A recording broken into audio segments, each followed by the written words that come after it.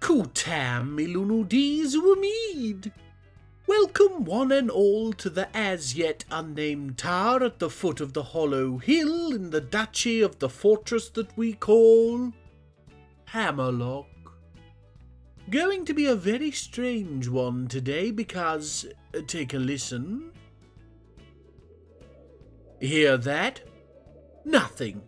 Isn't it glorious?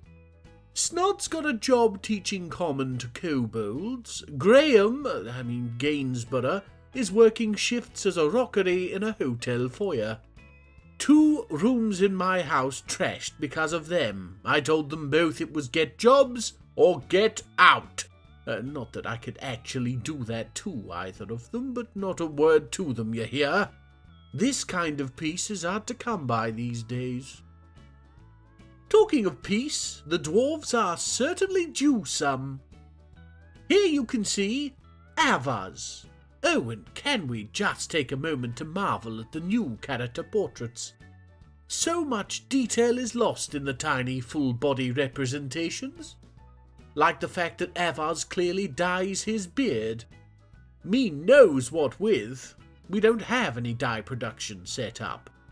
All I'll say is we have an awful lot of cats and a suspicious lack of cat leavings.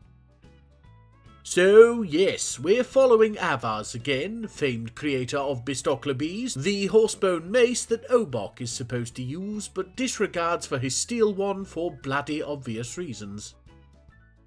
Avuz is in a very foul mood.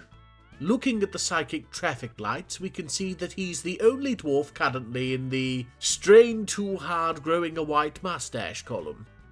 I've been watching him and the reason for his annoyance seems all too clear.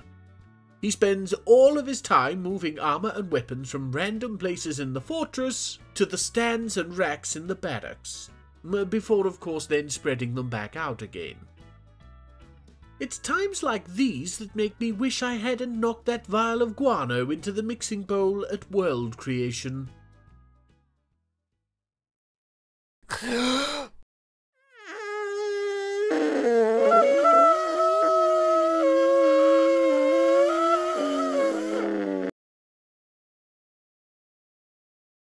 Here we are above the creative fragrances, watching as all of our poor, overworked dwarves funnel in.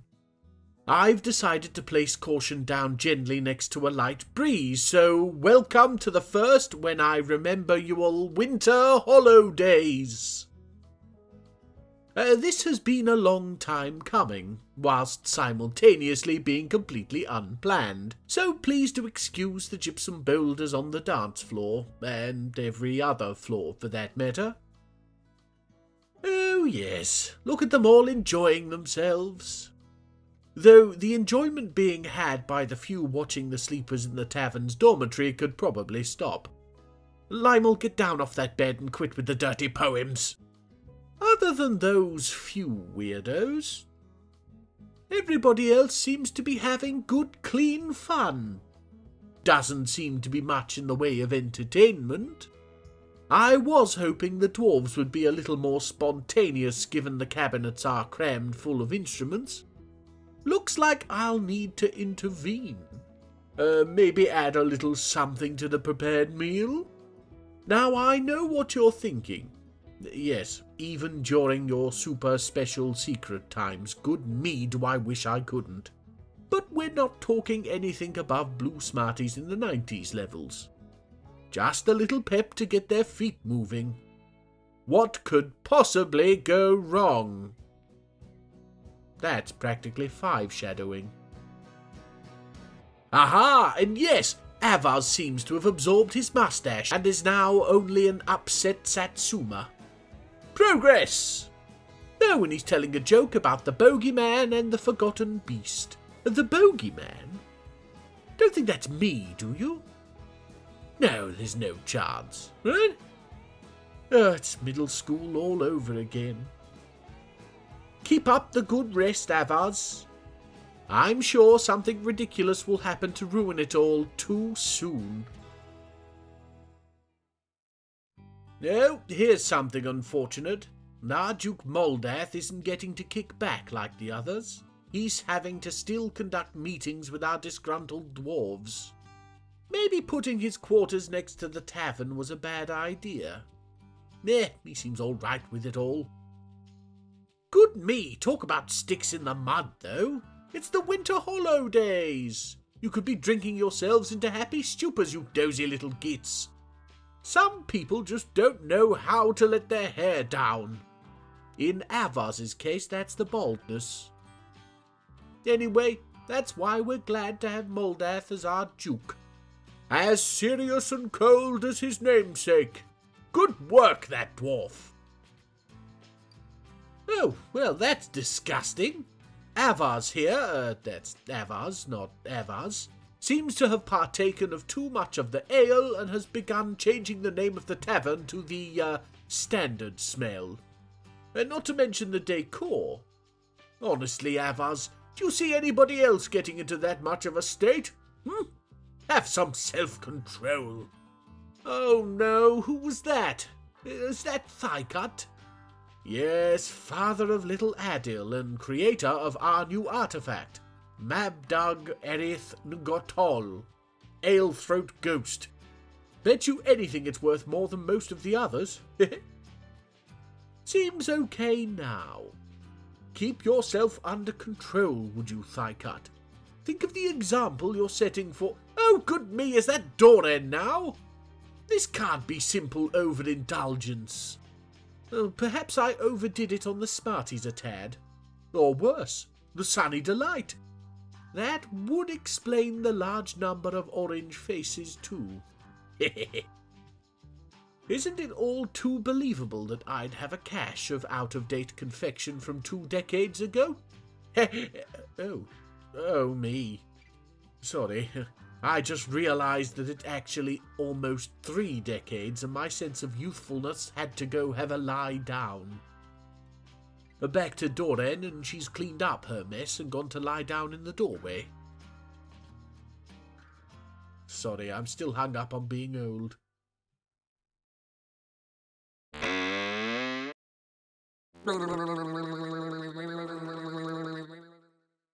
We've been infiltrated by cavern dwellers again. No idea why the game feels the need to let me know anymore. It's not like we interact with the caverns. Though it's always nice to see our little Iru having fun. And wonder of wonders, it's even remembered the second name I gave it. Lacissa Nene, frothed echoed, for the foamy gurgling noise it elicited from the fire shrews. What? I didn't say it was a good name. Such a good snaky beast. Back to the Winter Hollow days, and we're following Tekard now. It seems that she's taken to shaving her beard, which is the norm for female dwarves of the Oshildusim, though practically unheard of elsewhere. Her body has compensated by giving her the eyebrows of a 90-year-old troglodyte. Now, it's at this point that script-writing Phlegm noticed that the booze has run out in the creative fragrances, but game-playing Phlegm won't pick up on this for quite some time, and doesn't that just speak for the resilience of your basic dwarf? Try to ignore the unheeded cries, chapped lips, and parched throats. Well, if I have to, you do. A less honest deity would pass this off as some kind of test. Damn, that's what I should have done.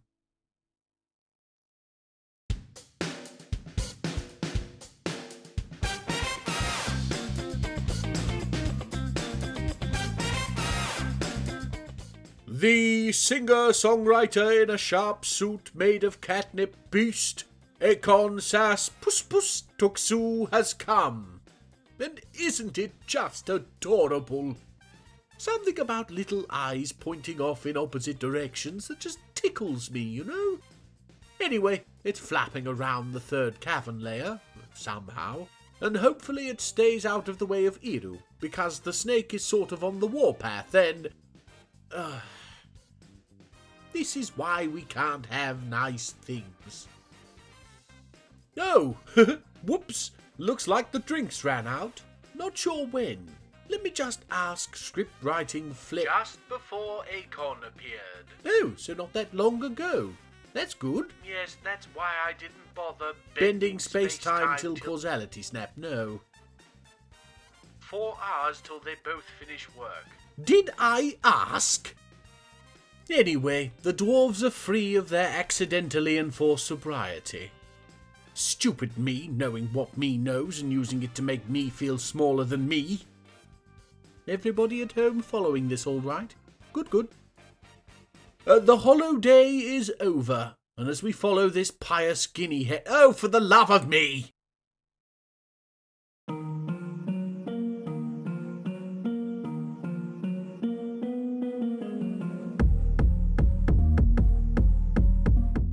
The Why Did I Think Water Shrew Would Help Against Fire Shrew's Beast Unu has come. Another one-name monster, though this time I don't remember even giving it one name. The damn thing squirmed out of my hands and down a crack in the sideboard before I could say more than blasted Pokemon-type chart nonsense. So yes, it may not have been clear from the picture, but it is in fact an elephant shrew. Check the skull. Pretty good if I do say so myself. I fully expect my work to be in vain, however. Elemental beasts tend to have all the survivability of a lead lemming. Oh, hello, short ass. It's spending a lot of time swimming around in the cavern pools, which begs the question of where the beast begins and the pool ends. What would happen if you drank it? I should ask the dwarves. If anybody knows about being drunk, it's them. So, the hollow days are over and Avuz has gone back to being a grumpy sod. As there is absolutely nothing he was doing that we can't have somebody else do, or preferably have bloody nobody do, what we've done is set up a lovely little burrows all his own and he's been relegated to it. He gets the quills of shearing, the sweetness of racks, and his bedroom. Find a way to be miserable with access only to the most relaxing places in the fortress, Mr. Lawsith Nish. Something tells me you'll succeed. You're the kind of dwarf to be handed a tumbler at the bottom of the sea and still call the glass half empty. Ridiculous. There's much bigger things to worry about. Oxygen, for one. With Avuz out of everybody's hair, we're looking at the local area, and more importantly, scooped stick.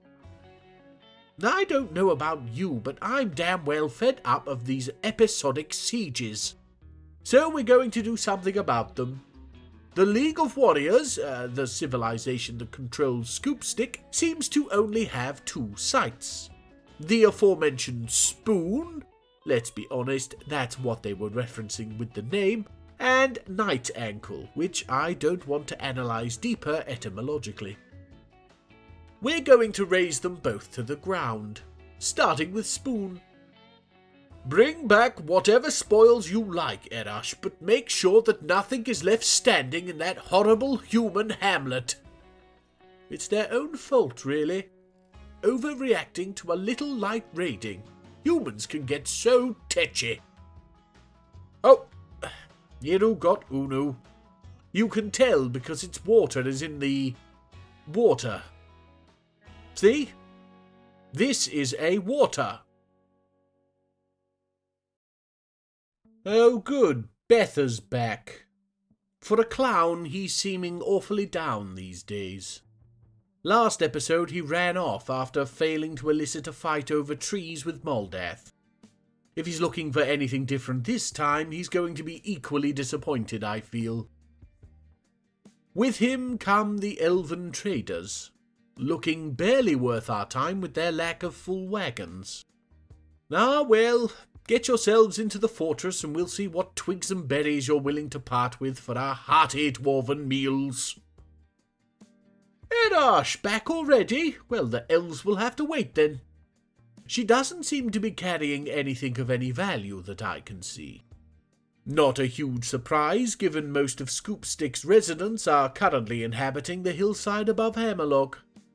Or bits of them are, anyway. Let's check the report. Okay. The dwarves got that all right. whereupon Erash unrolled a brilliant tactical plan, winning a strong positional advantage against the solitary human they found and killed. Then they looted treasures and seized livestock. Now this is going to be silly again, isn't it? A spleen, a rope, a chest, a bloody anvil. Who carried that back, I wonder? Then a rabbit, a turkey, a rooster, a gander, and an ibex. None of those are what I'd call livestock. More like bloody forage. I'm thinking they didn't actually go to Scoop Stick at all. No. It does seem the hamlet has been destroyed. Very strange. Well, anyway, barricaded nails, get your behinds back out and raise night ankle. Now we're following Erash, but I actually decided to send both squads out, despite the fact we're training replacements in the hazy attics. We need all the firepower we can muster, so it's tough tutti fruities. You'd be tough too if you were 20 years past your best before date. And they're back. We're following Kogan in. He's the leader of the hazy attics, and he's making a meal of that bag, isn't he? Moving at half the speed of everybody else. Is there an anvil in there, Kogan? He's apparently almost entirely incapable of walking. Whoops! The things you notice when you take the time to look. We'll get him changed up at some point, but for now let's take a look at the report. The dwarves made the trip fine and then, much more than the usual action this time. Or at least the report is more detailed. It might just be Kogan had a lot of time on his, stumps. Ended up with a much better list of spoils too. Some of this stuff is actually valuable. Oh, good me, there was a crutch and somebody carried it back rather than giving it to Kogan.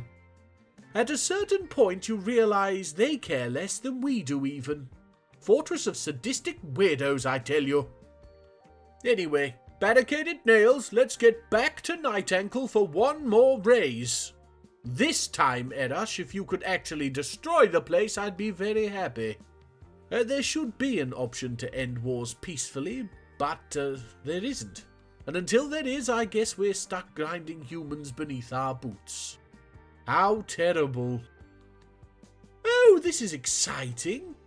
Everybody's favourite overindulger Doran has gone into a strange mood. So, I've discovered a little more information on the whole multiple dwarves being sick everywhere front. Turns out there's been an update that's changed the stats for cavern sickness. So, what we were seeing was not in fact E-number related confection binge chickens coming home to roost, but was simply dwarves who spend a lot of time underground being dazzled by the powerful light in our unlit hollow hill. Sometimes this game plays like it was designed at random in the dark, and I just couldn't love it more. Oh, and good luck, Doran. I'm sure whatever you make won't suck.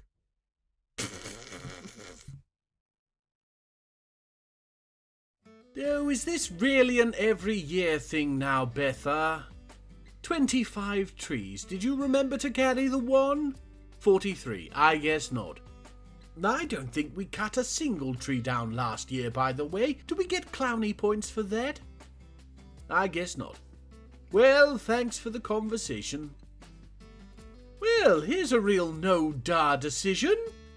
Duh is petitioning to stay in Hammerlock. Now, she's wanting to do so for the purpose of entertaining, but there's nothing saying we have to actually let her. Anybody who followed Channel Glazes will be thanking me profusely for not doing precisely that. And to you I say, you're welcome. I didn't think about how having our fortress littered with human corpses might possibly affect her mood. Well, I've been meaning to deal with the mess for a while now. This just increases the urgency somewhat. But hey, here's an idea. Perhaps you should choose one temple to pray in, rather than trekking back and forth between the two through a swamp of your own personal torment. Oh, damn, you're going to need a bedroom, too. I really must start thinking before I act. Ah, well, enjoy cleaning your shoes.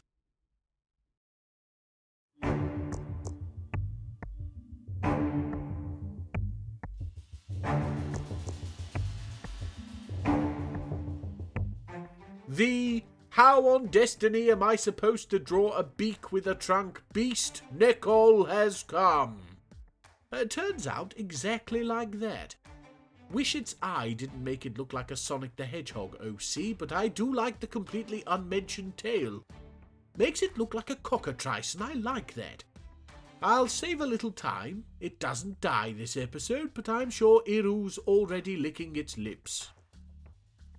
Do snakes have lips? I was a little late getting to the alert, so we'll follow Abel in this time.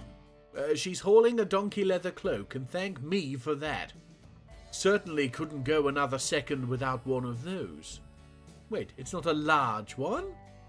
Okay, so this is either the cloak of a human child our dwarf is hauling gleefully, or Abel's not aware of what a loincloth is. Taking a look at the report, it's all really rather dull. They went in, chased the League of Playing Out, and now Night Ankle is without a civilization. Even managed to grab Granny's knitting and a small herd of animals on the way out. Taking a look, you can see here Night Ankle is empty. But Scoop Stick seems to have gained a small contingent again. Can't be having that. Go on now, Apple. Drop that very clearly soiled loincloth. Maybe go wash your hand. No? Oh, okay. Well then, get with the others and finish the job. Ah, Doran is finally done. My fault. We didn't have any uncut gems and, well, she's done now anyway. Astas Ostuk, the Rogue of Sneaking. Well, that is quite the name, isn't it? It's an armor stand and it's actually worth quite a lot of... Uh-oh.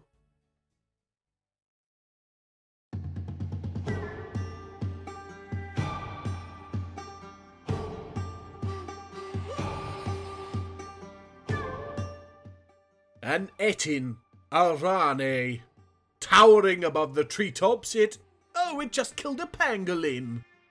We really don't need this right now. Our barricaded nails are still out, so all we have protecting us is the hazy attics. I've placed them at the entrance to the fortress, but I don't know if they're going to be enough, and it's in! Come on, hazy attics! Yes! And nobody's dead! Well, yet, anyway. Then there's an awful lot of blood, and I'm fairly certain I spotted our chef Ervad in that mess. And of course I did. Oh, Ervad, why? Luckily, he's just got a few cuts. He should be absolutely fine.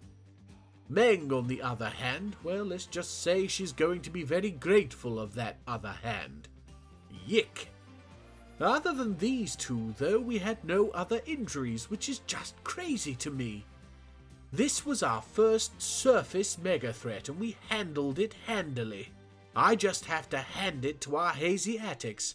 I thought it would get out of hand, but they obviously had a handle on it. Oh, whoops. Sorry, Meg. Yeah, see? Ervad's back at it after a few stitches. Good man, that dwarf. Would have been a huge blow to lose you. What would we sell to the traders? Now, welcome back, Barricaded Nails. Let's not waste time watching Obok. Let's get straight to that report, eh? Well, nothing to report beyond general rampage. We got ourselves a carp sweetbread and a whip. Oh, that's interesting at least. Apparently, they're quite dangerous. And now the moment of truth. Both sites have no civilized population. We did it! No more stupid bloody sieges. Barricaded Nails, you can finally rest. No more excursions. Until I see something else shiny anyway. Now, I'm planning on wrapping everything up and thought we'd just check how Avuz was doing with his life of leisure. Well, he's grumbling to himself in the Treasury of Towers, which is outside of his special burrow, so I don't know what's going on. This feels like the weirdest punishment, but fine. Until you cheer up, it's nothing but good ale, better food and fun for you, mister. Lonely after being away from friends and family. Go be with them then, you ridiculous potato. Dwarves. Good me, now he's stood in the hallway. Anyway, let's put an end to another episode, shall we? It's been a lovely, if somewhat lonely, episode. It's all for the best though, right? Can't have every episode be an explosion fest of interruptions. I didn't like it either. Ah well, look after yourselves, stay safe, and I'll see you next time. Avuz Eshon, you most wonderful of individuals. Avuz Eshon. Hello everyone, it's John again. For those not aware, this is how I sound when I'm not all phlegmy. I just wanted to pop in and give my heartfelt thanks to you wonderful few who keep up with this labour of love I call a YouTube channel. Also, I've got two things to share with you today. The first is this rendition of Ettin that my daughter drew after she saw me scribble him out myself. She's 5, so this is like high art stuff, and I can't wait for her to be a famous artist so I can go to all the snooty parties and eat canned apes. The second, and very much more belated, is this pop socket created by the lovely Eliza for her husband Michael. Sorry for it taking so long, Mike, but I'm fairly certain you'll forgive the delay. You're more aware than most of how lightly screwed on my head is. Anyways, thanks for watching. Don't forget to like, comment, subscribe, make potato print pictures of Graham, write YA fanfiction shipping Phlegm and Snod, and make sure you come back next fortnight.